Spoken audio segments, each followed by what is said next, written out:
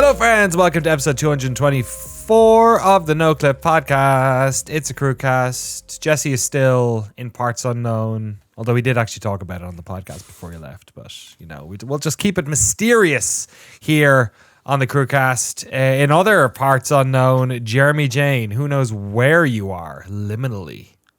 Yeah, it's still in the beta testing zone, still in the Unreal default scene that loads up when you load up Unreal. Yeah, chilling. It got nice here. It was snowing like a week ago, and wow, it was 80 degrees the other day, and I ate pizza outside. So. Hell yeah! Would you get those muggy summers? Those yes. Sweaty good ones. Oh, I love that it's shit. Brutally muggy out here. That's people say it's the cold that'll kill you in the Northeast, but it's the humidity. It's the mug.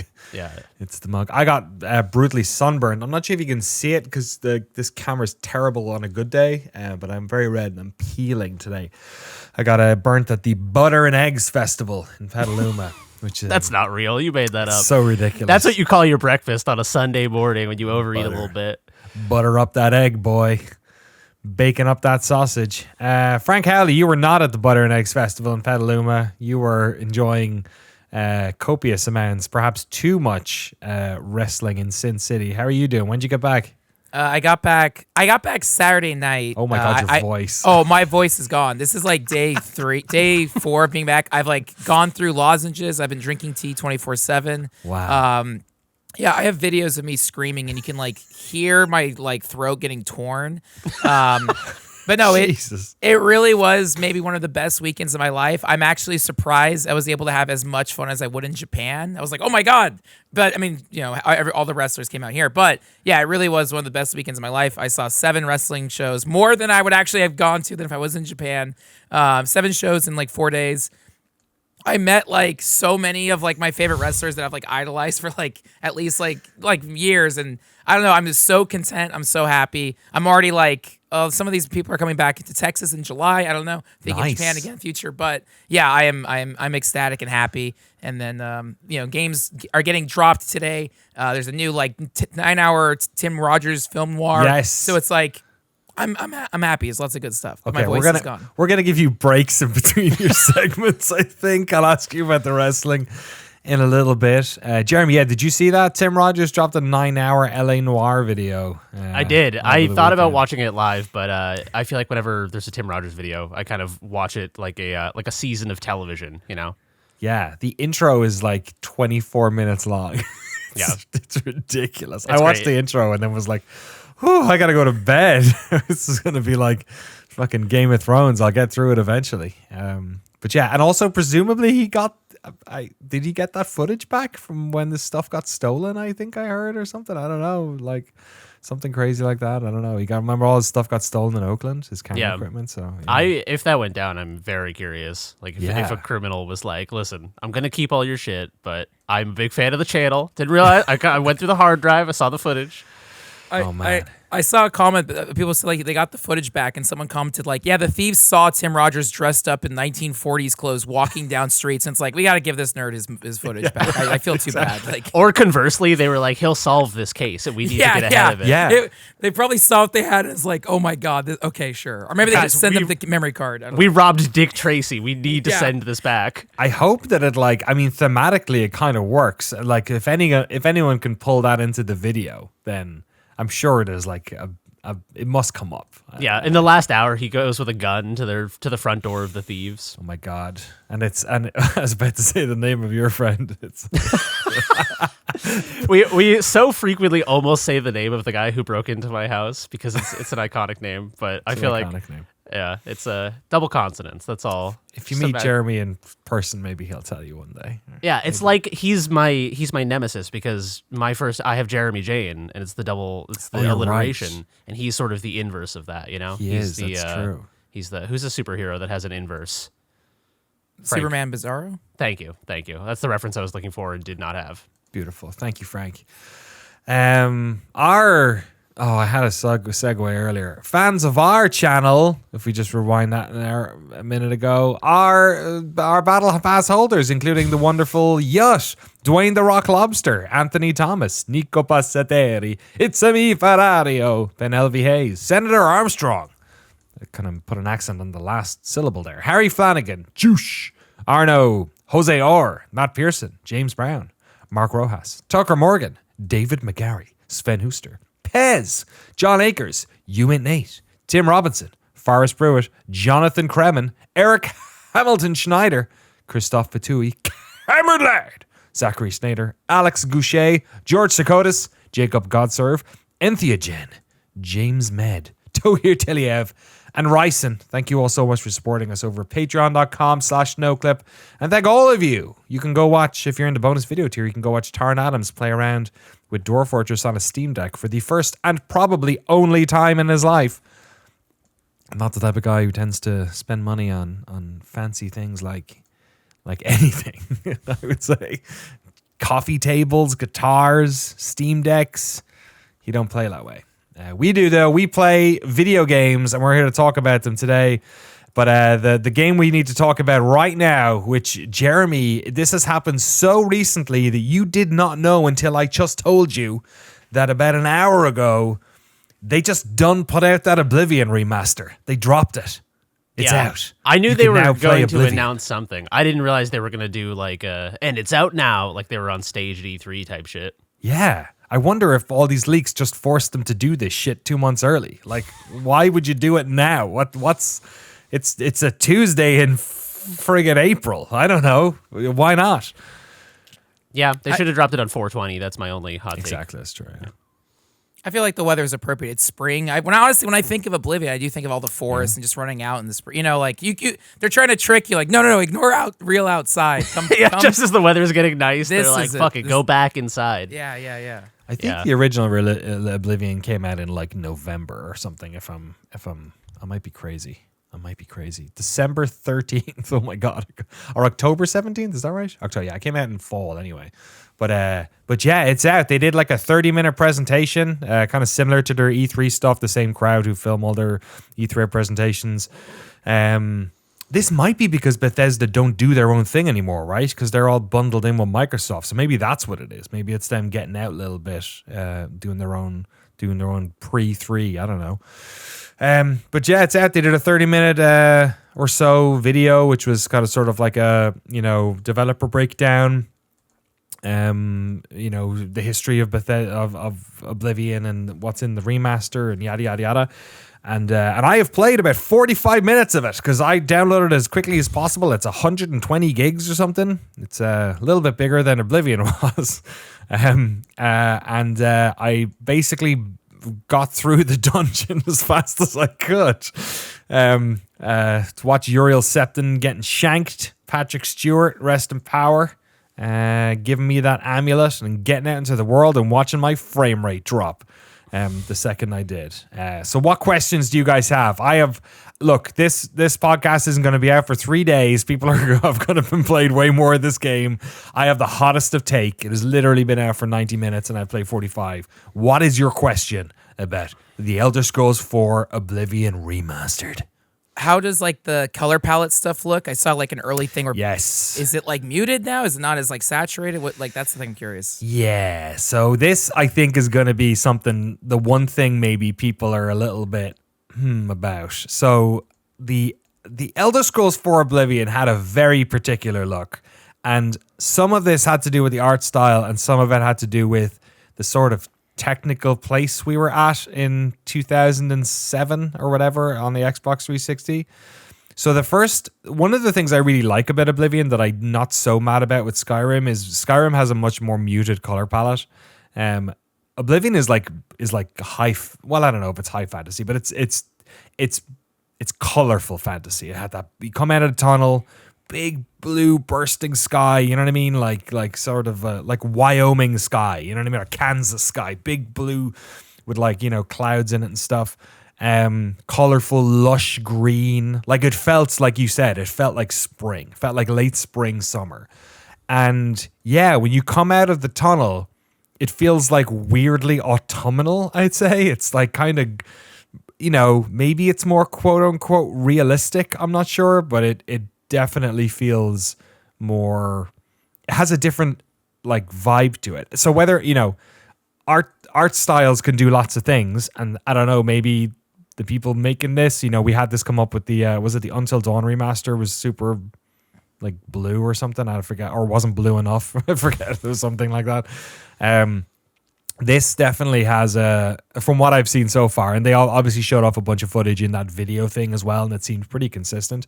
It didn't have that feeling to me. Now, I'm not going to sit here and say that it's worse or better. I can't really say at the moment, but that moment definitely hit very different than it did originally. Because I that's what I really like about that game. Morrowind is quite like diluted too, which kind of I think works with the place and everything that's in that game. It's a very particular vibe that's in Morrowind, and it does for Skyrim too. I think 'cause Skyrim is definitely more like Northern Hemisphere, and you're getting like different, the sort of more Icelandic, Norwegian kind of vibe to the mountains and all that stuff. But Cyrodiil always felt like Cyrodiil's. Wait, is that the word? No, that's the area, isn't it? Isn't Cyrodiil the area you're in? Cyrodiil is the area, and then the Imperial City, I think, is the city, right? What's the name of it?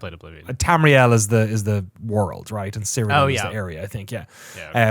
That always felt more, Central European, English, French kind of, vibe to it. So yeah, it definitely, the color palette is definitely weird. It's a weird situation with remakes, and this is perhaps a surprisingly credulous position for someone like myself who fucking hates all remakes, most of 90% of them. But it's like, it's damned if you do, damned if you don't, because if you're super faithful to the original source text, there will be people who are like, oh, you didn't try anything new, you just like did a shot-for-shot remake of this, and then if you try something new, people would be like, oh, so you're not faithful to the original, and you know what I mean? Like, I don't know. I also wonder if like I wonder what someone's gonna mod this, right? So someone's gonna like change all this. Put the piss filter on it. Exactly. They're gonna do their color grade on this game. But like outside of that, like the original Oblivion also was doing like, there was loads of like bloom and like HDR kind of looking, or before HDR kind of effects and stuff. And like the bloom especially was so intense on Oblivion that like, I don't know, maybe cleanly this stuff, doesn't work as well. Like maybe the color palette just looked a bit OTT with these big blue skies. If you're trying to do like proper, lighting and stuff with like because this thing is, I'm running this on medium. Like this is, I could run the interior stuff on high when I was in the dungeon, and it looks great. Like, don't get me wrong, the facial animation stuff looks great, the enemies look great, the fire effects, like when I was walking through with my torch, it looks like the bee's knees, and this was on like medium or high. But yeah, you can clearly, like, this thing has been, it's Unreal Engine, right? I'm pretty sure. And it's cranked up. Like I suspect on full, full beans, this thing looks incredible. But yeah, it's definitely got a different look to it. I will say it is funny to go into like the Imperial City and there's like two people walking around. Because it's like, they didn't change the game. You know what I mean? The game is very, very faithful. It has all the same voice actors. I'm sure they've got like better sound in here and stuff. Although I think the original 5.1, I think a lot of Xbox games did. Xbox 360 games. But I'm sure it has improved sound. But yeah, and obviously the graphics are more improved. But there's like great little touches, animations, like when you collect mushrooms and herbs and stuff. There's a nice little animation on them when you pick them up. It feels great. I don't think I've ever played Oblivion on a PC. I mean, I love that game. I've played it multiple times, but I always played it on 360. And it feels really good on mouse and keyboard. The combat feels good. Like I'm definitely going to play a lot of this. In a year where like, there's already been too many first-person RPGs, and then they go and stick fucking Oblivion back out. Like, this seems just completely unfair at this stage. I'm still trying to beat Kingdom Come, Stalker, to friggin' I forget what else. Like, I guess I technically didn't complete Atomfall yet, even though I got to the end of it. I still have to play the what's the Obsidian one? I forget the name of it. Oh, Avowed. Avowed. I still haven't played more than 6 hours of. It's ridiculous at this stage. Can't believe they put out Oblivion right after Avowed came out. That seemed mean. Yeah, that's salt in the wound. Yeah, it's I don't know.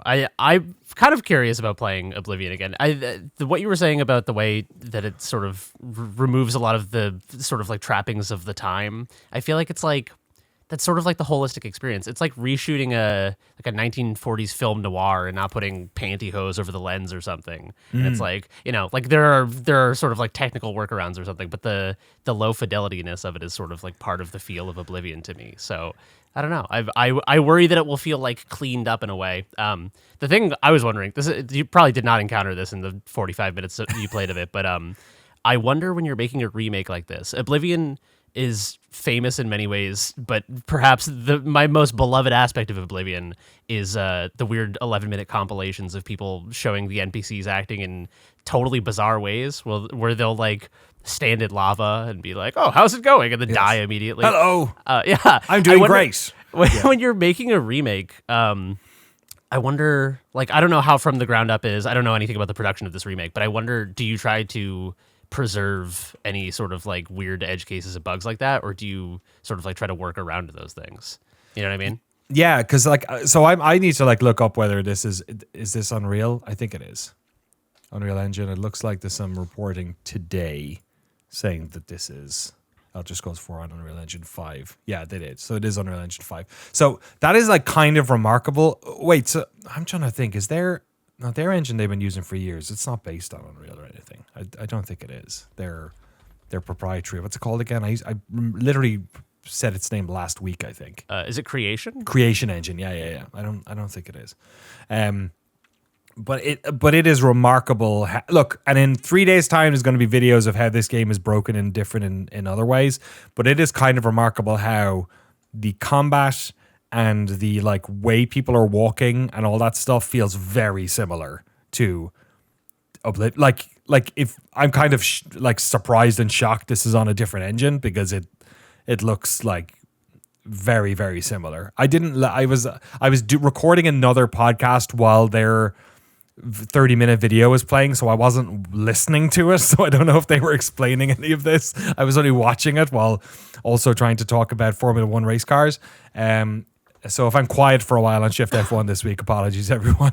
But so I don't know how they integrated it, but it is crazy how like this feels like that game. And like stop criminal scum and like all that. Like I loaded into the Imperial City and like the area loaded and then the people like faded in the same way they did in the original and then started walking around. And I think you're right. There's this weird thing where with the graphical update, like even the opening shot of them spinning around the Imperial City, because the game looks so new now, I'm like, this is the world's worst planned city. Like 50 people could live in this city. It's fucking tiny. Like the prison district is as big as most of the rest of the city. Like it makes no sense. But in 2007, sure it did. It looked amazing. It was like, wow, they all live in this big walled in city and then you go in and da da da da. But when you're watching it in high fidelity and they're like spinning around and you're like, wow, that little merchant district has like 6 shops in it. It's like, how is this possible? Yeah, so there's definitely, I bet, stuff like that, but yeah, the physics look very similar. The sounds, the door opening noises, all that shit. The loading screens. It feels like, I felt right at home the minute I started playing it. How different does the combat feel? Because people were saying it was a pretty big overhaul. Yeah, so that's one thing I'm not so sure of because I didn't play it with mouse and keyboard before, so I feel like my sort of accuracy may be slightly off here. I would say the original Oblivion felt sort of animation priority to me, where like if you hit the swing sword button, the sword swung and you kind of came down on them. And I can't tell if that's a console latency thing going on there or if that was the way it played out. But I would say I would say that like Skyrim sort of fixed some of the sluggishness of Oblivion in terms of the sword swinging in particular, and this feels way snappier. But I can't really tell if I would suspect that this is just snappier, like that it's faster overall, that the spell casting is faster, that the sword play is fast. It feels really good. I mean, I was going through those rats like no one's business. It also kind of felt like maybe they were giving me more green. What's that again? the green juice, the not strength, the other one. Stamina, thank you. God, my fucking I had no idea what you meant. I was the sun. Of, like, the green bar? I was thinking of like smoothies you get at like a healthy place that are like a green Soil juice. and green juice. Soylent green juice. Whatever the green juice is, right? Where your stamina goes down. I feel like they were giving me a bit more of that, maybe. I don't know. It's, maybe because it is faster. Maybe they just kind of like retune that a bit. But yeah, I was cutting through those assassins like fucking a pig through warm strawberries, and it was a good time. That's a funny thing because people were saying that the combat would be like the overhaul was more Souls-like, and it is funny because the trajectory of the Souls games is that originally stamina was at a premium, and then if you play Dark Souls 1 and then play Dark Souls 3 or like Elden Ring, the difference in stamina allocation is ridiculous. Like it was this precious resource originally, and then it's like you can swing, 1,000 times in a row later on. Yeah, this felt like I was swinging a lot in a way that felt different to the original. So yeah, I wonder if it is a little bit speedier in that way. Yeah. Any more questions about Oblivion Remaster? It is like a full price game. It's what is it? You don't get it for free if you owned Oblivion. At least I don't think you did. I wasn't listening, so who knows? I can't lip read Todd Howard. It is $49.99 or $59.99 for the deluxe edition, which comes with, let's see, does it have horse armor? That'd be fucking hilarious if it did. New quests for unique digital Akatosh and Meth Runes Dagon armors, weapons, and horse armor sets. They did it. They did it. That's funny. I can get behind that. Digital art book and soundtrack app. Yeah, that's it. So they literally the horse armor is there. That's beautiful. That's very funny. I like that. Amazing. I'm excited to check it out. It's always fun to just like revisit a world through a new lens, but yeah, again, it can go either way. It could either be like, wow, it's like playing Oblivion again for the first time, or it could be like, what if look how they massacred my boy. Yeah, I would. It feels very similar. Like yeah. I think this is probably the way to play Oblivion. We'll see. Cool. It's good time, dude. The fucking music's so good. The music is so good. The lockpick sounds, it's all that stuff. It's all, I can't wait for that weird fan to turn up. Can't wait. All those great quests. Oblivion was a good time, man. It's a good video game. I never played Shivering Isles, and it was one of those things where it's like, well, I didn't want to replay like the base game just to get to the DLC on Xbox 360. So the fact that this got announced, it's on Game Pass. I'm almost 1,000 achievement points away towards 100. So it's like this could be the game that pushes me across, because Oblivion, compared to like Skyrim and the others, is such an easy game to 100%. It's just do all the quests basically, and you get all the achievements. So. You get 40 achievement points for leaving the tunnel at the beginning of the game. So that's easy as hell. Actually, that brings up a really interesting point, which is that if you go back and play Oblivion now, the original Oblivion, because there was so much content added and dripped out over the years, when you fire up Oblivion for the first time and you get past the whole protect the Emperor and like leave into the world, instantly you're hit with a like dun dun. Your uncle has sent you a letter. There's a mansion. Dun dun. Make sure you go to the island. Dun dun. Oh, if there's a whole lady with a horse, like dun dun. It breaks my immersion so much to immediately get like 700 quest notifications about horses I can get from ladies. So this may be preferable in that sense, that you're not getting what amounts to like a pop-up from the Xbox store being like, don't forget to purchase the new deal, except you already have the DLC. I remember Fallout, the same thing had happened when you got all the expansion packs. Yeah, I was like, oh, a mysterious signal has been, Yeah, it feels a little less mysterious when there's 14 of them dropping as soon as you step foot in the world. Madness. Good stuff, man. Oblivion. It's back to save gaming. Play it now on everything, I'm guessing. I bought it on Steam. I'm guessing it's out on everything. I don't know. What are we, games journalists? Get the fuck out of here. Jeremy Jane, though, you've been playing the hotness. You've been playing the important games. Off the mainstream, diving into that good old indie juice, sucking it up, swirling it around your mouth, and swallowing it. Tell us about your latest ventures in the indie woods. Yes, I have been playing a game called Look Outside, which was very funny to type into the podcast document because it felt like you were like, hey, what game did you play this week? And I was like, hey, why don't you fucking go touch grass, asshole? I felt like I was admonishing you guys for being nerds. But no, Look Outside is a video game. It's not just a passive aggressive attack on my peers. This is a survival horror RPG. It's pixel art. It's kind of presents like Earthbound or like old school sort of 16-bit JRPGs. Nice. The combat is first person, looking at enemies on a 2D field, kind of like Dragon Quest or the Mother series, things like that. And it's really, really great. I was so pleasantly surprised by this. This came out like roughly a month ago, and it's done really well. It's got almost 1,300 reviews on Steam at this point, overwhelmingly positive. Nice. So this is it's also very clever structurally because survival horror RPG kind of perfectly describes this, but this is not sort of like a linear RPG where you start in your hometown and then venture across the world in a linear fashion. This is more like in survival horror fashion, you're starting your apartment. There's been this sort of apocalypse where if you look outside, terrible things will happen. So the game is called Look Outside, and then the first NPC you meet is like, hey, why don't you look outside? And I won't spoil what happens, but it's not fucking good if you do it. So everywhere in the whole building, there are like, you can see there are windows with the blinds shut, and there's just like eerie light peeking through. So there's always so creepy. There's always this temptation to, like, the game keeps tempting you with little bits of like, oh, why don't you just do it? You're like, I don't want to. I fucking I know bad things will happen. So essentially, there's been like some sort of apocalyptic event that is turning people into monsters, and it appears that if you look outside, you too shall become a monster. So the whole game takes place in one apartment building, but you're doing runs essentially from your apartment out into the building, and of like getting. It has a very nice like risk and reward, pushing your luck kind of thing, where you can only save in your apartment. So if you die, you have to go back to your last save, and you can only save in your apartment if you push your luck sufficiently on a run. So there's a meter that fills up. So if you go out and just like go to the vending machine and buy a bag of chips, when you go back to your apartment, you will not be able to save. Oh, that's cool. Which is very, very clever, because there was a moment where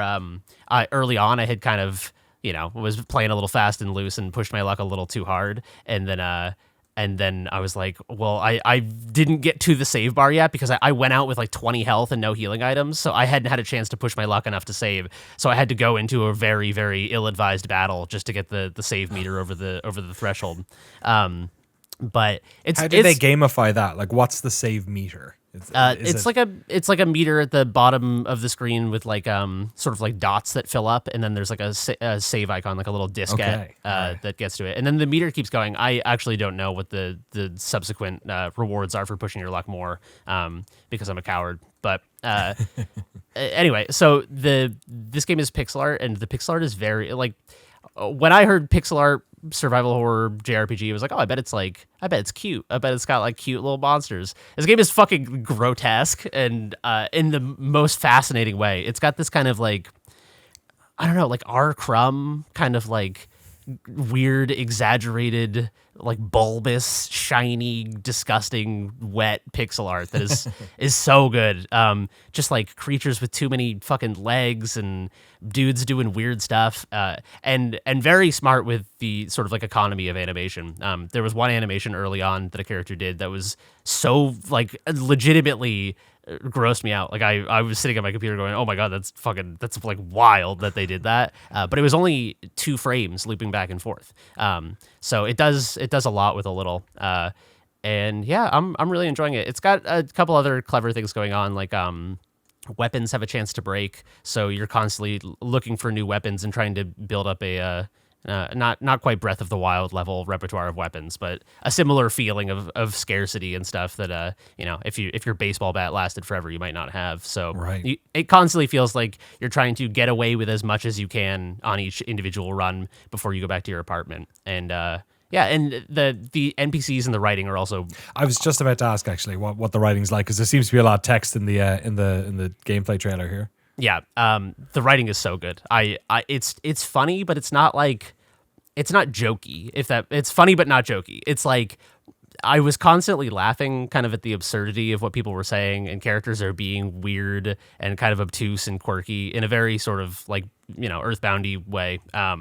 But it never feel like it didn't feel like this is a comedy game. The game is not trying to make you laugh. It's just doing things that are so absurd, especially against the backdrop of this like apocalyptic Lovecraftian horror scenario, that it's like when people are weird in a funny way that's slightly off-putting, you're almost like laughing to cut the tension, because you're like, it's like when someone talks to you in public and says something really weird and you're like, ha ha ha, ha. You're not like laughing because it's funny. You're laughing because you're like, oh, I hope this guy doesn't like stab me on the bus. That's kind of the energy of the NPCs, and people show up at your door as well, which is kind of a fun mechanic, because you'll go back to your apartment to save and eat food to regen your mana and health, and it'll be like there's a knock at the door, and then there's like the fucking scariest looking drifter out there, and he's like, please, do you have any food? And it's like, something good might happen if I feed this guy, but also if I open the door, he might just like jump me with a knife. So yeah, I'm really enjoying it a lot. I highly recommend it. Hell yeah. Developed by Francis Colombe, I want to say, is how you pronounce Thank you for name. taking the bullet. I was afraid to mispronounce their name. No worries. From Quebec. They have a YouTube channel that has a bunch of dev diary stuff from, I think it's a different game. Is it Malison or something? Malison, the Cursed City, I think, is another game that they were working on. Oh, cool. So if you want to check those out, they're a couple of years old, but look pretty interesting, and some pixel art dev stuff on there. Maybe we can stick it in the show notes, maybe. I'll send you a link. For sure.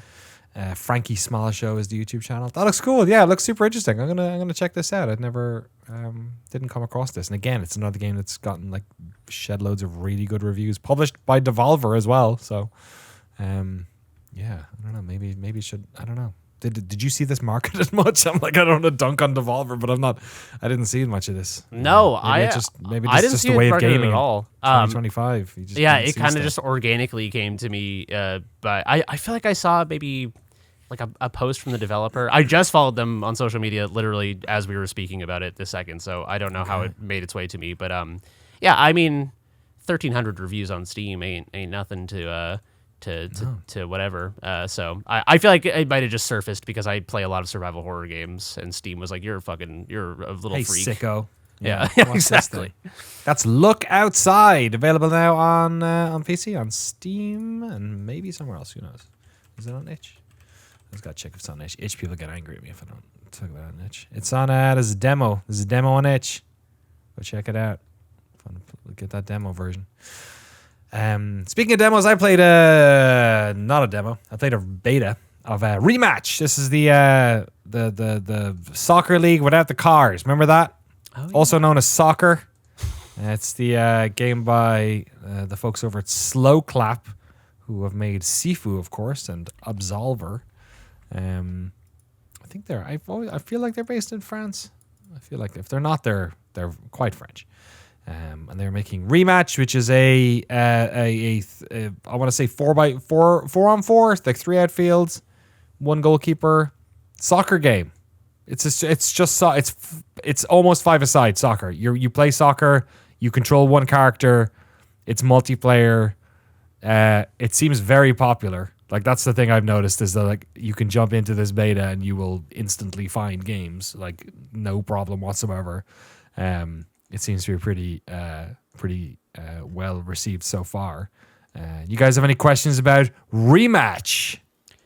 Soccer, big soccer fans here. First of all, I have to say, in the trailer they say keepers are sweepers, and I feel like that's a slogan it's so perfect. It's such a layup and it rhymes, but I don't care about soccer, so I'm like, okay. If you want, I can explain what keepers or sweepers means. I mean, can I guess first? Yes, I think you can. It is telegraphing the aggressive, in your face type of soccer that you're going to be playing, because your keepers are not staying in goal conservatively, having a cup of tea like your granddad's soccer. They're up scoring goals with the boys. It's great explanation. Totally wrong, but I liked it a lot. I gave it my all. It was imaginative. Like, these aren't your granddad's sweepers, the keepers. These are sweepers. A sweeper is a position. It's sort of like an antiquated position in football now, where you would have the two center backs, the center backs, basically one sort of playing slightly behind the other one. So if the ball went past the first one, that the one behind would basically be the sweeper. They would be it's sort of like the last player before you hit the goalkeeper. So what they're saying when they say keepers or sweepers is basically the goalie's not just sitting on the net, they're also playing sort of behind the defense. So they're also in the game, sort of, which is not my experience of Rematch. I'll be honest. The keepers are usually fucking back on the line. And you get, like, when your game starts, it's like kind of random what position you're playing, I guess. And I mean, you can play whatever position you want, but like whether or not you're on goal or not. But if you run back, I've been the last player back before and ran back to the goal, and goalie gloves basically spawned on my character, and I was in goalie mode then, which is another concept from like playing, football with your mates. Is something called, last man back, we'd call it, where it was like the person who's on goal is the person who's closest to the goal, basically. A way of just allowing people to jump in and out of being on goal. But yeah, you play. It's sort of similar to if you played the single character modes in FIFA over the years, which I think they might have stopped doing, or maybe they. I think I had trouble doing it last year. I talked about it in the podcast a couple of months ago, right? Trouble in FC24 doing this, or maybe it's only available online. I don't know. FIFA's got like 15,000 modes. I can't keep up anymore. But there was a mode before where it was like a third-person camera and you played one character. This is a sort of much more arcadey, snappy version of that. There aren't many fouls in the game. You can slide tackle and you'll get them or you won't. It's the high degree of skill is about how much control you have over the ball. So where you can do like special moves to flick the ball over people or dummy or around them. The shooting is done interestingly. It's almost like, so you're controlling the character with your left stick and your right stick is sort of the camera, but also it's the reticle for shooting. So you like point it at the top corner and hit the shoot button. They'll put it in that corner. Similarly, there's kind of not really a pass button. There's just like a kick the ball button, which I think works good because it basically means that instead of you like, similar to Rocket League, I guess, in FIFA, you hit the pass button and the ball gets passed to the player you're facing. You know what I mean? Like the control is taken away from you. And ultimately what football is all about, playing football, playing soccer, is how accurate you are kicking the ball. Like that's the most kind of important part. And FIFA sort of obfuscates that into decision making. It's more about like you're deciding to run past this player, you're deciding to cross the ball, you're deciding to shoot here or head the ball here. And it's not the act of doing it. And that's why Rocket League felt like such a great version of soccer, because it was about the kicking. I mean, it was about driving a car into a ball, but like ostensibly it was about like hitting the ball in the right place so it goes in the right place. And this is similar to that, where, the shooting, similarly, I guess you can put spin on it and stuff like that, and you can be as accurate as you want, but the passing in particular, like lobbing and chipping, is sort of manual in that way, where you're kicking the ball into space, you're hitting it to people. I'm sure there are people who are like playing this who are really good at team play and able to basically put together amazing team plays and stuff like that. But yeah, I've enjoyed it. I played like, I don't know how many games of this, 10, 15 games of this. And then since this week, I've been playing a lot of Rocket League. So I don't know what that tells me. Maybe I got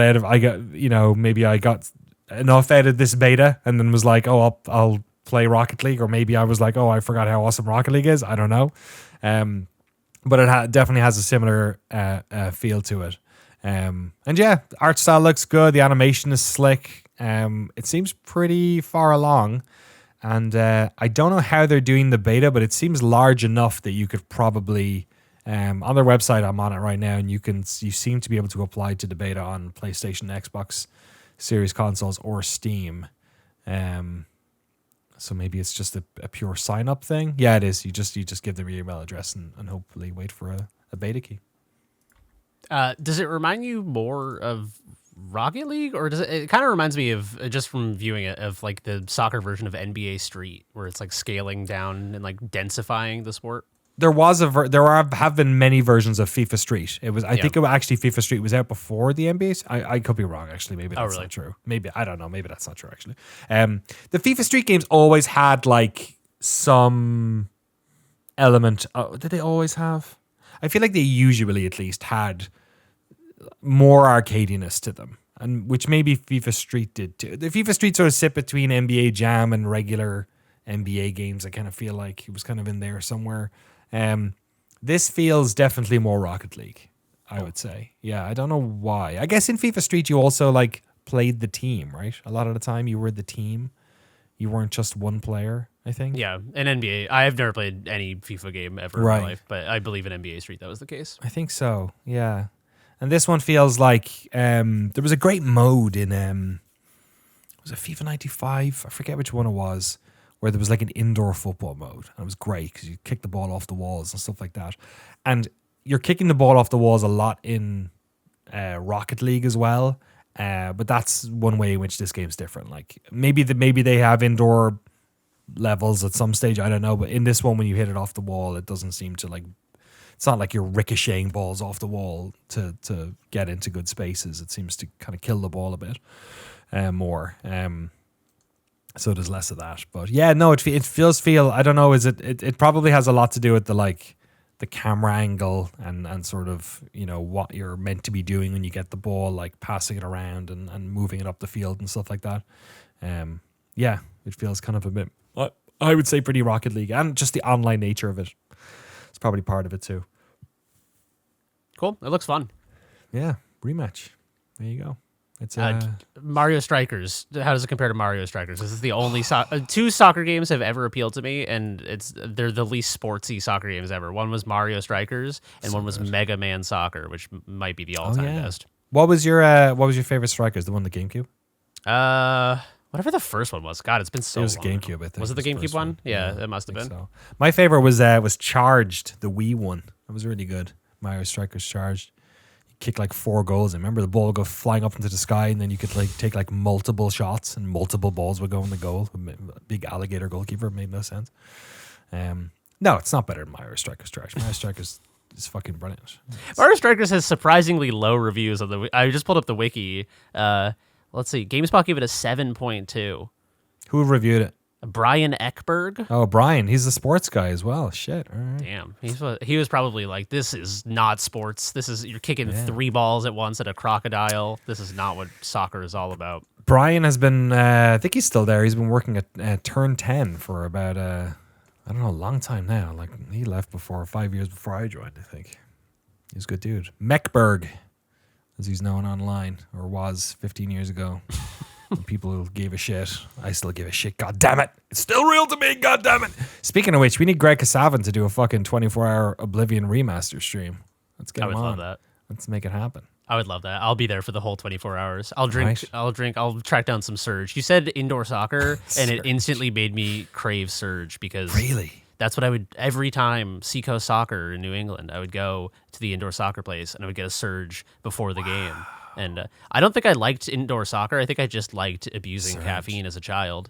That's like when I have the same sort of sense memory with the local. We had one swimming pool in our town, and it was the Waterford Glass swimming pool. It was like owned by the Crystal Factory, and we used to go there, and like the smell of chlorine, of course, which I think everyone can remember. And then I would always try and blag a Lilt, which is a soda that I don't think has ever been outside of the UK and Ireland. It is a pineapple based soda. It is the totally tropical taste was the everyone who grew up in the 90s in the British Isles is now singing the song with the Rasta guy's voice right now. Only European 90s kids remember this soda. Taste. Good stuff, man. Yeah. Lilt. Get a fucking Lilt in you. Like, there's probably a very obvious American equivalent to it. But it was the font looks exactly like Fanta. I wonder if it's similar. We had Fanta too, which was the font is they're both Coca-Cola and the font is almost identical.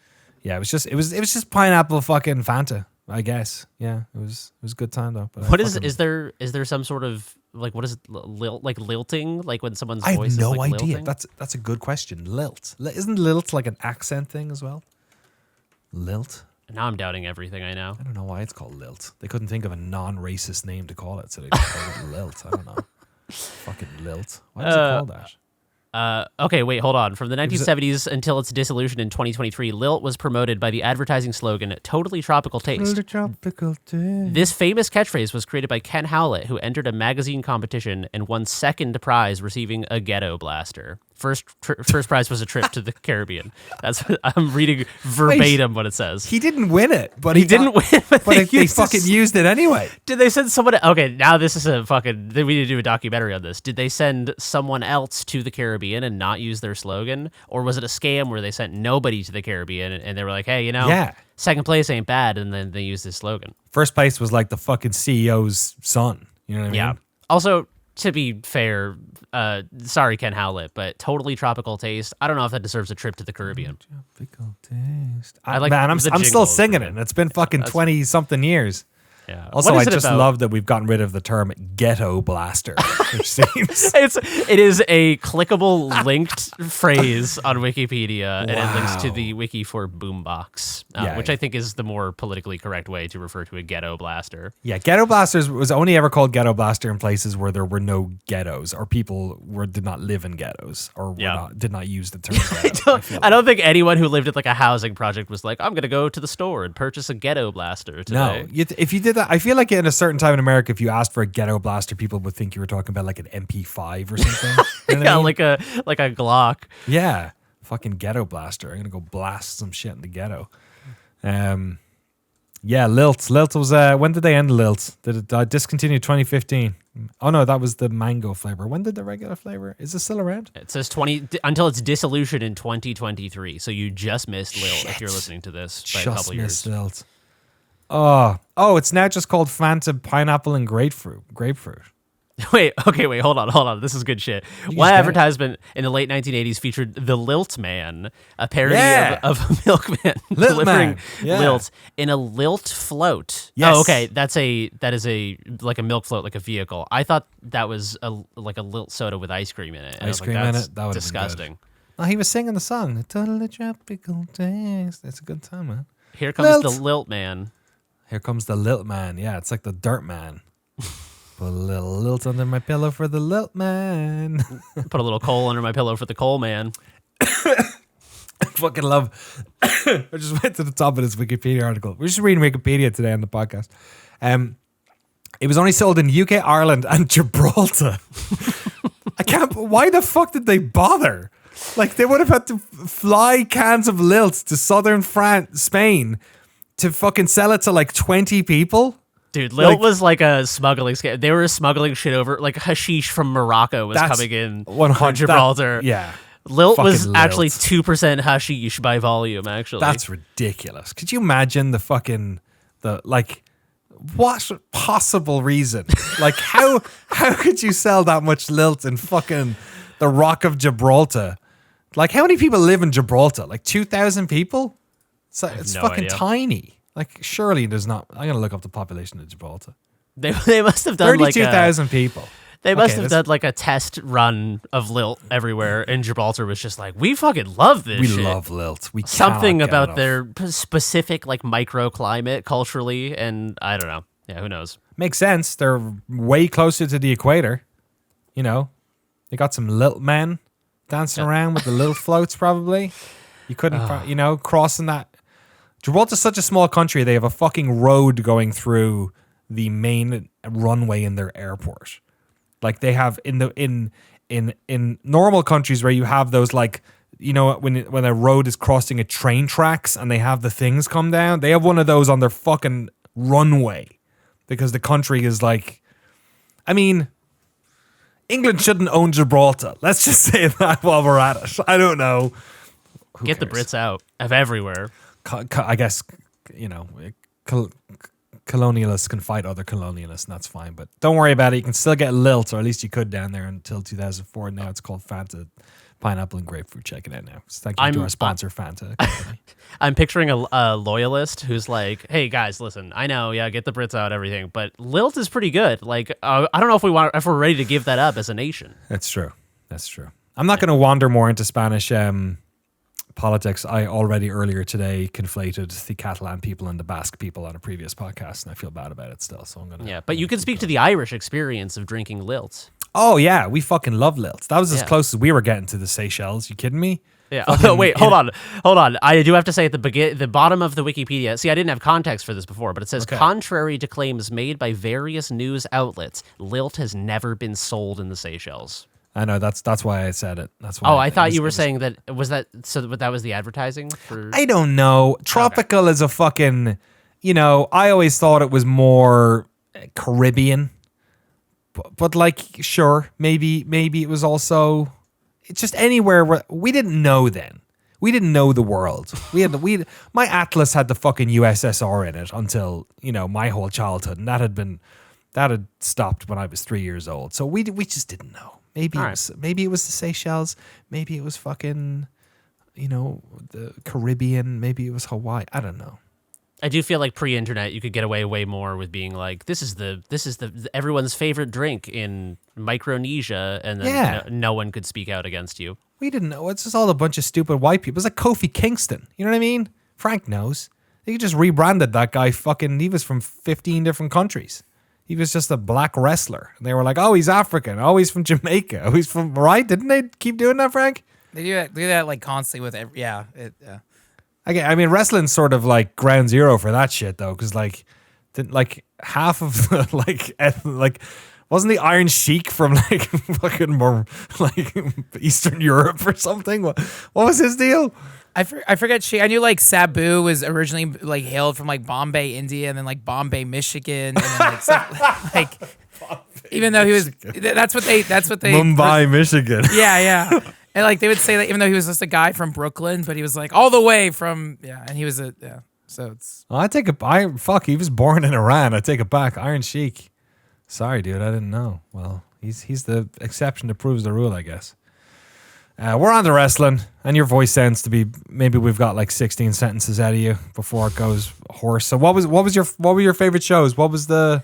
So we just talked about. I did see Sabu's retirement match. Oh yeah. Which the first big spot he did, like it was a barbed wire. What was it? They called it a no rope barbed wire match. So they take off the ropes, and it's just 3 layers of barbed wire, and then there's also like tables and set up and like barbed wire. I forget what you call them, like barbed wire pits or whatever, where it's just it's just instead of imagine a mattress, but instead of a regular pit, it was a barbed wire. Yeah, pit. It's a barbed wire pit. Sabu dove out of the ring face first into the barbed wire, and I think it caught on his eyelid. So when he got up, it was so disgusting. The second spot, he fell on a barbed wire board, but the barbed wire ropes gave out, and he just landed back on his head on the floor. Oh my god, dude! I thought he died. Was he trying to kill himself in his final match? It didn't matter if he was gonna have a career-ending injury because it was the last match either way. I think Sabu was like, "Let's do it." Because people thought like he's 60 years old. He looks. He doesn't look great. He's awesome, but he looks like an old man because he is. And it's an old man who has had the most injuries of any wrestlers. But they went for it. They really, really did. And it was shocking. But he did this one spot. He hit his head, immediately pools of blood. And it was I was terrified. It had a hush in the crowd. Wow. And so what they did is they had other wrestlers come in, and then Sandman from ECW came out. So they did the whole thing where the arena lights went black. Or went dark, and then Sandman, they started playing Metallica. Sandman comes out for 5 minutes drinking beer and pouring beer in the audience as he comes down. Sabu eventually gets back up, and they finish the match. But so saw a lot of blood, deathmatch stuff. A huge highlight was finally being able to speak to a lot of the Stardom wrestlers, but this time I've been practicing Japanese, very basic, but I was able to converse with them in Japanese, and so many of them were like, "Oh my god, your Japanese is very good!" Nihongo sugoi, and so it was just so funny to go back and forth in Japanese, and that was the coolest experience. So I felt very happy. Even also getting to geek out, I got to speak to the president of Stardom. Wow! In Japan, everyone is so busy. It's also a little taboo to directly go up and they're working. But here in America, it's they're so hands-on. There's not many whatever. So I went up to the president of Stardom and told him oh yeah, it's the best wrestling in the world. But then he saw my wrestling pins. I have one of the Rival Promotions girls on my jacket. He's like, wait a minute, Utami. And I was like, oh, Utami Suki Des. I like Utami. He's like, it's okay. I like Utami too. I went up to the referee. I went up to the referee of Stardom. This I think 6-year-old guy named Daichi, and like I was like, oh, can I get a photo? Like they're always like shocked. It's like everyone wants to meet the girls and stuff, but I'm like, oh, let me talk to the president. Let me talk to the referee because I was like so excited to geek out.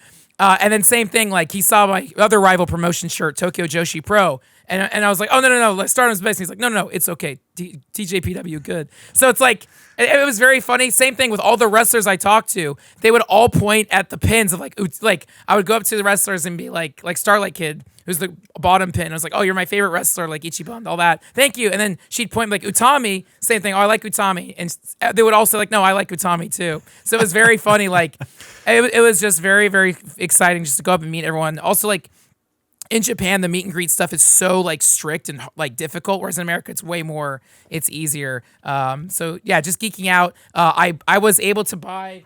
I know it sucks for audio listeners, but I've been watching WCW Nitro, and directly from one of the producers and managers from Nitro, they were selling liquidated WCW merchandise. Oh no way!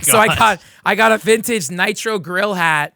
Where the big boys eat, which was their failed restaurant they had in Vegas for like a year. Yeah, no way. Yeah. So it's the original Nitro grill things hat. So it was funny to I got to see Juventud Guerrera, the luchador from Nitro. Like it was just very fun just to go up. I got a La Parka mask, a full on legit La Parka mask. So nice. So I went to this thing called WrestleCon. Gotta earn the mask, man. Right? It was $30. Thank you so much. It was great. It was so like the whole premise of it is like during WrestleMania weekend, every wrestler company indies come out and set up a bunch of shows around WrestleMania because the idea is like, well, if there's 60,000 wrestling, however many people coming out, they want to see other shows too, right?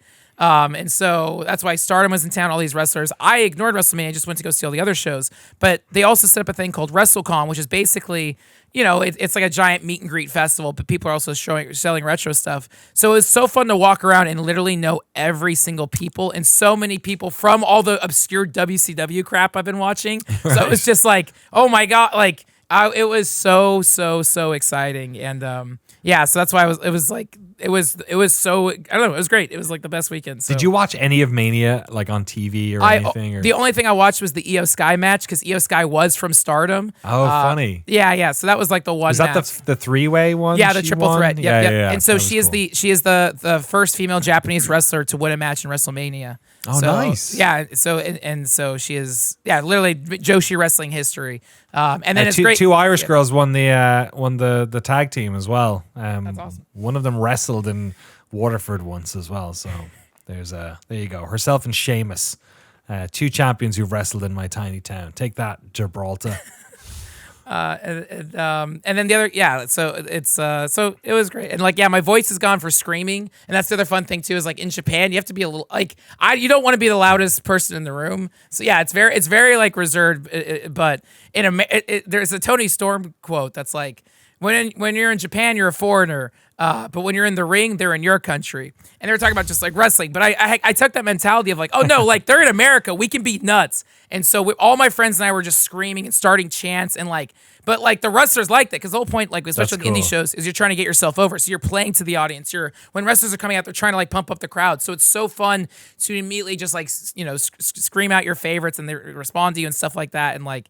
So it was, I don't know, it was just very exciting. It was a great time, and it was so fun to just scream. But yeah, seeing Sabu nearly die was nuts. Seeing all my favorite sitting front row screaming at all the Joshis was very exciting.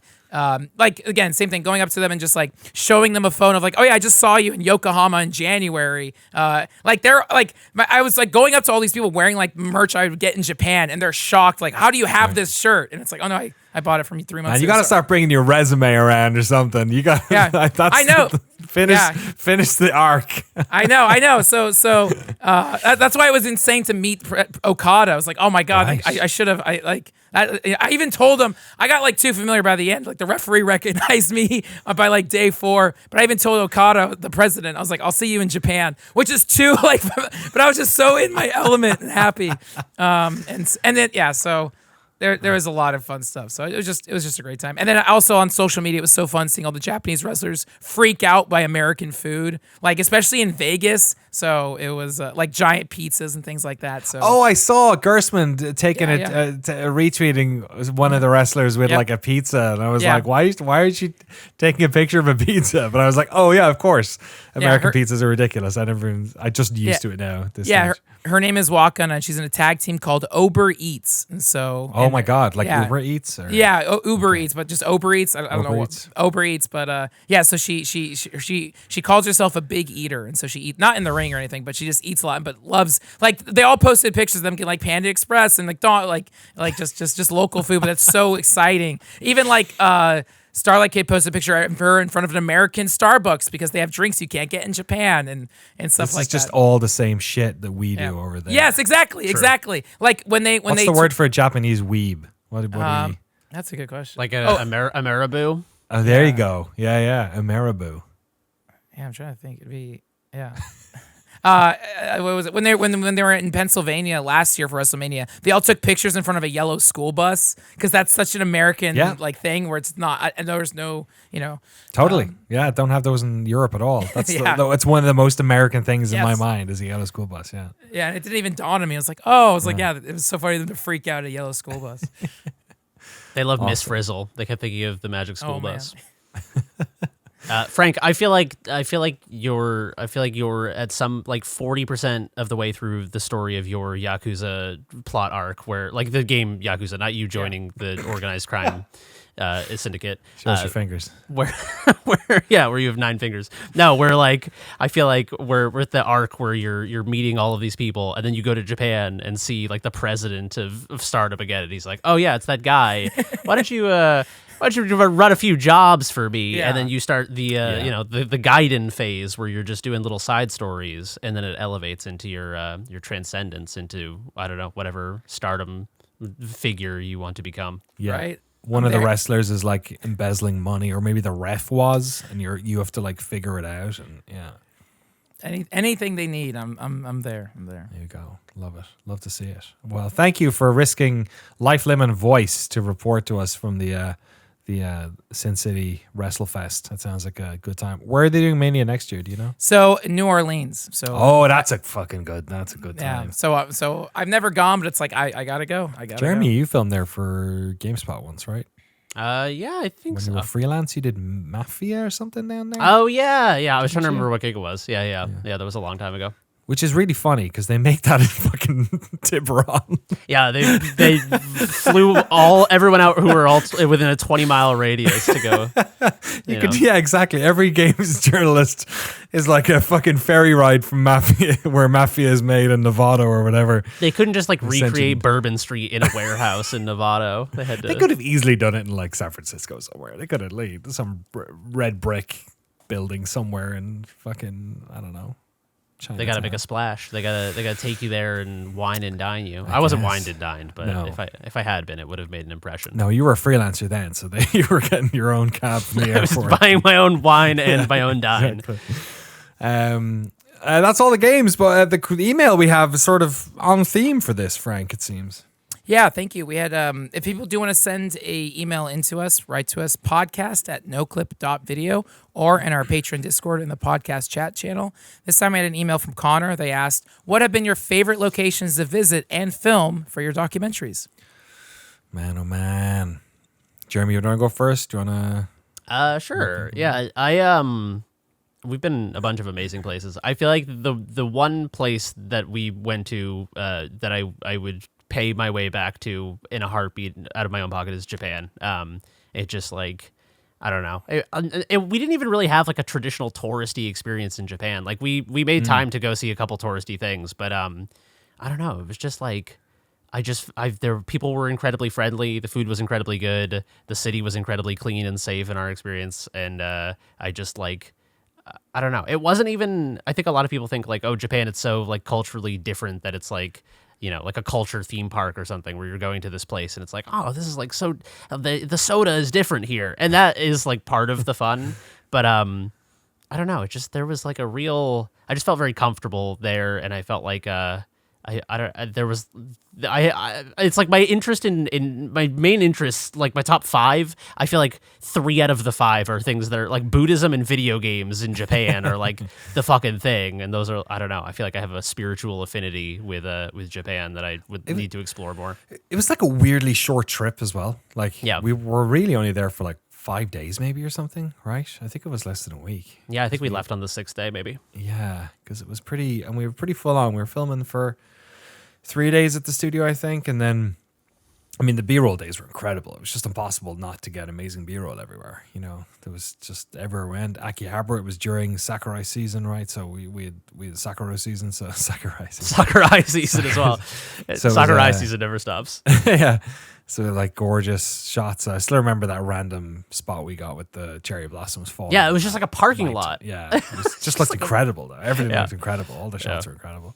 Great filming. Yeah, it was. It was a lot of fun. We got to drink all the Pocari Sweat we wanted to drink. We could go watch our behind the scenes. Go check the behind the scenes video on our Patreon is basically 90% of that trip. So go check that one out. Other ones, I really loved Lyon. Lyon was a great city. We had good fun there, good food, beautiful town. It was our last trip before COVID hit. I think maybe we did Obsidian just before it. Maybe I forget. It was around the same. I think it was the same month we did the 2 of them. So yeah, Lyon was a great spot. It's like one of those places I wouldn't have necessarily gone to if we hadn't had a trip. So it was cool to get away off the beaten path. That way. I had a lot of fun in Tallinn. Like, I did not know anything about Estonia prior to that. That's the project that is coming next from us, the Disco Elysium one. But it was late last summer, and yeah, I had a real blast there. Such a weird, walkable city. I kept bumping into places I'd seen from the movie Tenet. There was lots of late nights, fun locals. I met a bunch of locals and hung out. Anytime we do a meetup is good fun. Did a good meetup in Stockholm recently. That was good fun. Enjoyed that one. Stockholm is definitely a fun city. Been there a few times now. Trying to think, where else?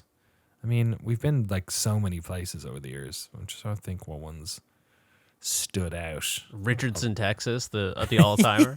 No, I'm sorry, Richardson, Texas. I'm not making. We did hardly anything there, didn't we? We didn't even see any of Richardson. No. We just saw that guy power walking down the sidewalk, and that will live forever in my heart. Yeah, you're right. Some places you don't get to see much at all. San Diego, we were in and out as well for Rocket League. That was Warsaw. We always have a good fun. This said that probably people usually it's a good time hanging out with them. It's a interesting city, a lot of history for sure.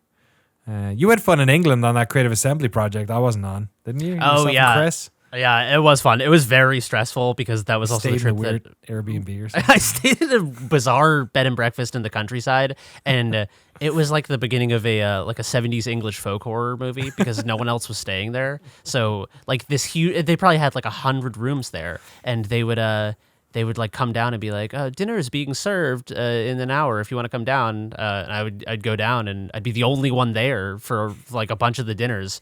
So it was like a dark and stormy night, and I ordered Indian food delivered, and I just like had a beer and ate samosas with the guy who ran the bed and breakfast. And I don't know, it was very, very cozy, but a very strange sort of feeling. You order the Indian food and then eat it in their restaurant? Yeah, I did because I ordered it to the place, and I was like, just call me when you're here. And he knocked on the door, which I was like, a mile away from down the hall.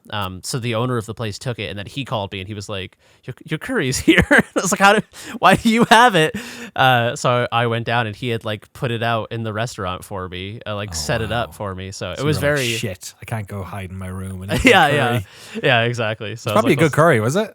It was all right. It was all right. Okay. It wasn't bad. I mean, I don't. That's not a reflection of the curry in the UK. I just maybe it wasn't. I was also in the middle of fucking nowhere. But it was cool. It was an interesting experience. But my adapters, for power adapters, kept like getting incredibly hot. Oh, and yeah. Then, during the last interview, we were talking about alien isolation, and I started to smell the whole room filled with the smell of burning plastic, and that adapter had literally melted. Like the shape of it heated so much that the shape of it was changing. So I was just like, I hope that we all don't like have cancer in 5 years from this, and B, that that doesn't actually burst into smoke or flames during the filming. But that's fair. Got out clean. And then Chris Bratt, a class act, after the final filming, I got back to the bed and breakfast, and the guy there was like, "Oh, your friend sent something for you." I was like, "What the fuck are you talking about?" And I got back to the room, and Chris had sent me a bucket of Peroni beers to drink after our last film. Legend. So, a class dude. He's a class guy. He is. He went to like Italy for that shit too. Remember, on his own to interview. Oh yeah, I forgot about that. The original founder. Yeah, that was a fun one. I was off. I had no fucking involvement in that. I was off fucking. What was I doing? I was having a baby. I think. Did you edit that or did Chris? I think Chris did. Right, because he did all his stand-ups. I think you shot the stand-ups. I shot the stand-ups. I don't think I edited that one. No, I feel like Chris did. Yeah. Is that the only doc that's gone off that neither of us edited? It must have been. I totally forgot that he edited that. Yeah. I think so. Except the we did the Alien Isolation one, I think. Did Esteban edit the fighting game one? Oh, you're right. Sorry, of course Esteban did the FGC one. Yeah. I can't remember the guy's name. Fucking. I'm trying to think of it in Donkey's the only thing that's coming into my head, which is not. So Donkey's clearly over it. Spooky. Team Spooky. Team Donkey. Yeah. Team Donkey, exactly. Man, oh man. Yeah, good times. Good times. Everywhere we go is a good fun time, especially when we have a good meetup. I was at War Pigs in Copenhagen before my one day off when I was there, which I think I mentioned last week. And we had a good meetup in War Pigs when we were there. Good barbecue place in Copenhagen. What's the best place we've eaten? Oh, that's tough. We do a lot of which is the best canteen. Yeah. We did a lot of that. I feel like one of the best meals we ever had was yakitori in that was good. Near Nakano Broadway. Was that with Ludwig Forsell? Oh, that's his name, was right? it Ludwig, wasn't it? It was. Yeah. Fucking Death Stranding ass composer. Yeah, for Ludwig. sure. He was just a fan of Noclip and wanted to hang out. Yeah. We were like, yo, get Kojima to come out. That's the fucking dream. I want to meet Kojima, and I want to talk. I'm sure everyone is like, oh my God, Metal Gear. Oh my God, Metal Gear. I want to talk to him about fucking like Yasujiro Ozu movies. And I just want to I want to tell him that Setsuko Hara is my favorite actress of all time. And I want to talk to him about the golden age of Japanese cinema. Ludwig brought us out. That was a fun night because we did we went to that weird bar where they sold drinks that were smoky and weird, and then we they had a gun they had a gun that shot like hickory smoke into the drink. That's what it was. Yeah. Did we go karaoke that night? Was that the when I? Yeah, we did. I sung Africa at the karaoke. My favorite moment at the karaoke, because it wasn't like karaoke where you get up on stage and sing. It was more like you would write in a request and they would play it, and everyone would kind of sing together. That's what it was. You're right. The most cigarette dense room I've ever been in my life. It was fucking down like a nightmare staircase too. It was in a basement that you had to fucking climb out of. It was an 80s themed, 80s American music themed bar in Tokyo. And I just remember for some reason in the haze of 1,000 beers that night and 1,000 cigarettes. It was like Don't Stop Me Now by Queen or Bohemian Rhapsody. Some Queen song came on. And for some reason, every Japanese person in the bar turned towards the three white guys as You're if right. They're I like, think this they is didn't your know cue or something. Yeah, I don't know, but I felt so on the spot because I was like, why is this the song? I didn't request this. I don't understand what's happening. Yeah, that's a good time. Yeah, that was fun. That's probably up there. Good we gotta stuff, go back man. to Tokyo. I know. Well, I can't get on a plane for the next couple of months, so all my fucking blood clot chills the fuck out. So I gotta, not to be Frank going off to wrestling shows. We'll have to live vicariously through you, Frank. Frank, you and me, Shigesato Itoi, hanging out, talking about Earthbound. Make it happen. I know basics of Japanese now, so I'm ready to practice. Between me and Frank, I feel like we probably have at You're least basically one Chinese guy. But Chinese guy. Sorry, I feel like Japanese guy. I feel like we have hell. between 5 and 7% mastery of the Japanese language between the two of us. And who knows how much of the Chinese language. At least we have ni hao, and that's all the Chinese you really need in Japan, I'd say. Yeah, I can order food in China anyway. That's probably okay. Yeah, there you go. Yeah, that's pretty good. China does feel like the country I'm going to die and never have seen enough of. Because I follow this one YouTuber who goes around China. China's fucking massive, and China is gorgeous in the randomest spots. And it was when I didn't have time, but when we were flying from Korea, when myself and Ule were flying from Korea to Warsaw, I was like, can I just fucking land in like Kazakhstan and just fucking, because it's on the way. Like, can I just like hang out in Kazakhstan? We didn't have enough time, but I was like, fuck. If there was one, I couldn't get a connection that would drop me in the same city in Kazakhstan that would get me to both places. I would have had to have traveled like 600 miles across Kazakhstan. I was not willing to do that in one day. But I was like, that would have been fucking cool. I got to do some shit like that. I'd love to go to China. That'd be awesome. Right? Yeah. Yeah. It seems Get cool some of there. that Chinese fucking game dev money. You know what I mean? Make some games that don't have any Winnie the Poohs in them. Let's go, you know? Let's do And it. never mention Taiwan ever. We'll be the opposite of Red Candle games. We'll just be these weird sellout fucking, you know, just propagandists. Just become Chinese propagandists. That's honestly, there's West. probably decent Let's do money it. in that. Yeah, think about all the Russian propagandists that have done really well over the past few years. You know, all those right-wing weirdos that are soft on Putin. Let's be soft on Xi. You know what I mean? He's a little cozy bear. Let's do it. No, that's what you can't go the cozy bear angle. That's what they don't want. Yeah. Pick a different cozy animal. Getting awfully close to forgiving a genocide. Just let's back it. I'm gonna back beep beep beep. I'm backing out of that one. Didn't mean it. Thanks for listening to our podcast. We talked about Oblivion today, Rematch, wrestling, a whole bunch of it, and Look Outside was the game Jeremy was talking about. Go check those out, and plenty more over on the internet. Just turn on your console, play a game. I bought Goat Simulator 3 yesterday. You can just get anything. You can do whatever you want. There's loads of video games. They made 3 of those? They made 3 of those. How much simulation of a goat can there be It's a to very do? good question. I don't know why I'm buying it. I've got 4 goats. Why the fuck do I need Goat Simulator? You've become the German guy who gets off his warehouse job and plays the forklift simulator. That's it. Exactly. That's me. And then plays Shenmue.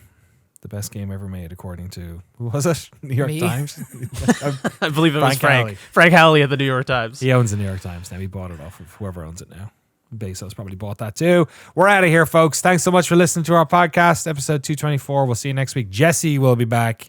Thank you to Jeremy Jane, chapeau, for producing the show this week again.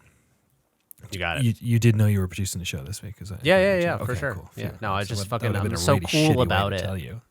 Live on the air. Oh man, I got an important date. Cancel it. Franco gargle some honey.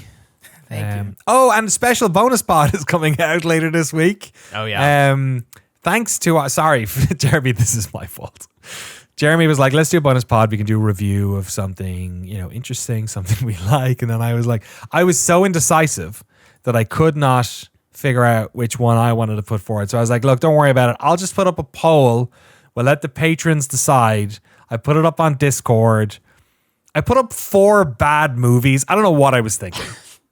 Full transparency, I suggested movies like Drunken Angel by Akira Kurosawa, and I was like, we could talk about like post-war Yakuza and how it reflects on like the Yakuza franchise, like these are the Yakuza games I played. We could, like real movies. And then the 4 you suggested were Hitman, Prince of Persia, Borderlands with Kevin Hart, and what was the 4th one? The other one is so unbelievable that I forgot it existed because it basically occupies the same space as Prince of Persia, which is Assassin's Creed, Oh yeah. starring Michael Fassbender. These are all movies that they're so predictable that they exist that I phased them out of my brain as existed. Like I was shocked that they existed. I similarly, I think this is why I ended up doing this. I think I thought about what's a video game movie, and I thought of Hitman, and then immediately, because they all came out within Assassin's Creed came out in 2016. Jesus, Timothy Oliphant's Hitman. The only thing I know about it is that he hated working on it. I think he shaved his head for it, and it was not very well received. The only thing I know about Assassin's Creed in Michael Fassbender is that he hated working on it. He shaved his head. I don't know if he shaved his head. The only thing I know about Prince of Persia is that I think he's embarrassed about working on it. And then the other one was Borderlands, which came out last year, which is total trash, and of course got half the votes. So I'm so sorry. We will be watching Borderlands. Have you watched Borderlands yet? No, I'm gonna watch it tonight. I'm gonna watch it tonight as well. Honestly, it was the best case scenario because I feel like all the other ones are bad, but I feel like there's a window of lack of quality where it's like, is it bad and interesting or is it bad and boring? And I feel like Borderlands is so bad that it might be sort of like cultural. You know, like you're driving by a car crash and everyone slows down. You don't want to see the car crash, but there is a deep sort of like morbid curiosity in us as humans to stare into the Nietzschean void. We're going to rubberneck. That's what we're going to do for an hour and 40 minutes. And we will have our review for you on the bonus feed. If you're a $5 patron, you get access to that as long as all the other bonus pods. We're actually behind the bonus pods. We're going to have an extra one as well in the next week or so. But yes, I can't wait to check it out. 10% on Rotten Tomatoes. Kate Blanchett's. Imagine if this was her retirement fight. Imagine like Sabu. She went out on fucking Borderlands. She fell on a bunch of barbed wire filming the movie. Exactly. Herself and Jamie Lee Curtis is in it. Jack Black, I think, is Claptrap. Just a star-studded cast of regret. They probably got a lot of good money for it. I think Penn Jillette's in it as well. That's pretty cool. He's a cool Wait, guy. who is fucking Penn Jillette? Or should I just be surprised by who we're... Take one guess. Take a guess why Penn Jillette is in this movie. Is he Take a Claptrap? guess. I don't fucking know. No, just who owns the Borderlands IP? Is Randy Pitchford in the movie played by Penn Jillette? Randy Pitchford I think owns the magic. Doesn't he own the magic circle now? Doesn't he own? He's like a magic guy. Randy Pitchford's a huge. He's definitely friends with Penn Jillette. He has to be. He's a huge magic guy. I didn't know this. Yeah, he's a big magic bloke. That's what he does. When you say someone is a big magic bloke, I'm picturing like a Hagrid. Hagrid is a big magic bloke. He's a big magic bloke. That's true. Is Hagrid magic? Yeah, he must. Yeah, he has a flying motorcycle. When he's not, I think, in, losing USB sticks full of pornography in medieval times. He's out there. I'm talking about Randy Pitchford, not Hagrid. But Hagrid. That's why he learned sleight of hand, is because he was like, I got these hands must be trained. This cannot happen again. It can't happen again. Exactly. Fuck. All right. Well, you can look forward to insights like that and more on the Patreon pod. Until then, we'll see you next week. Bye. Arigatou gozaimashita. Matane.